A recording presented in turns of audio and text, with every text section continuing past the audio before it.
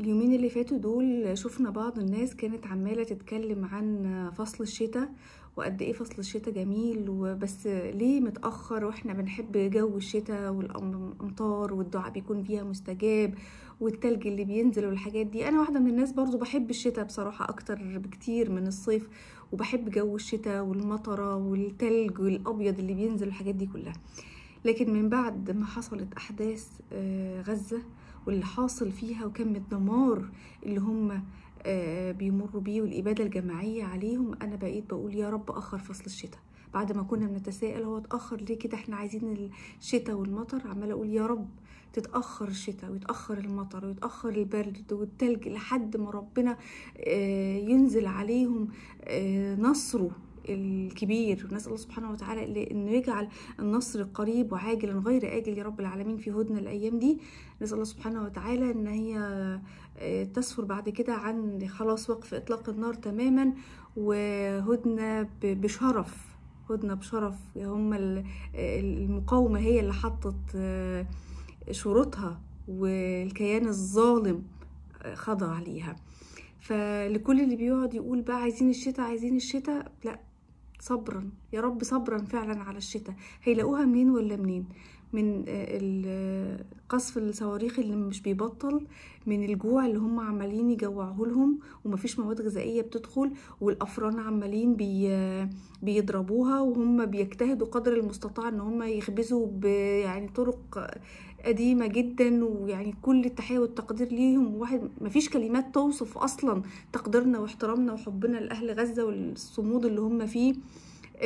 مفيش أدوية، كل حاجة. هيبقى كمان مطر وبرد وهم طالعين من بيوتهم أصلا بلبس الصيف، يعني ما كانوش عاملين حسابهم. واللي لسه هتولد يا حبيبتي وشايله هم ولادتها هتولد ازاي ولا فين ولا هتعمل ايه.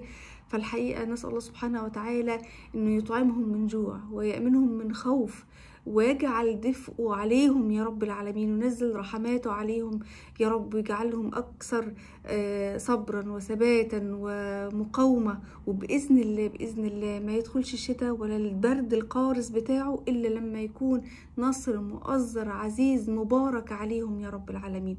ادعوا لهم في صلواتكم. كل ما حد يبقى قاعد كده في بيته بيشرب حاجة سخنة ومتدفي وشاي وحاطط روب ولا حاطة بطانية وقاعدة مبسوطة كده، افتكري اخواتك، افتكري اخواتك في غزة وهم وضعهم دلوقتي سيء جدا جدا جدا. مفيش كلام يوصف الوضع اللي هم فيه، مفيش اي عبارات توصف او يتقال للاطفال موجودين فيه.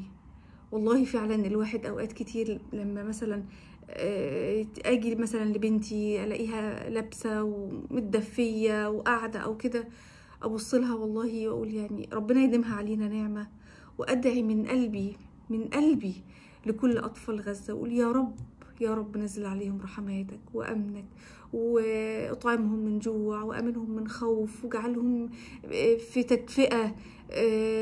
حرموهم من الميه، حرموهم من الميه، بقت الميه تنزل من السماء من رب العالمين في بعض الأماكن وبقوا يملوا منها. في بعض الفيديوهات اللي شفناها بقت المية تطلع من الأرض وهم ياخدوا منها.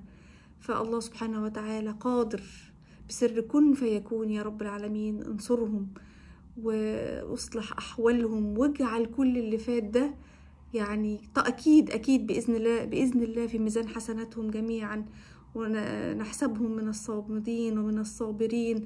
ويربط على قلوب الأمهات اللي راح كتير كتير من أولادها ومن أسرها، أسر بأكملها اتشطبت من السجل المدني. ولكن كما قال بعض الأدباء وكتبوا كلام كتير عن غزة، إن الجنة دلوقتي فيها أصوات الأطفال، مليانة أطفال من غزة. الجنة دلوقتي مليانة من أهل غزة. نسأل الله سبحانه وتعالى أن ينزل الصبر والسكينة على قلوبهم يا رب العالمين، وما يجعل الشتاء القارس قادم إلا لما تكون أحوالهم استقرت تماما تماما يا رب العالمين.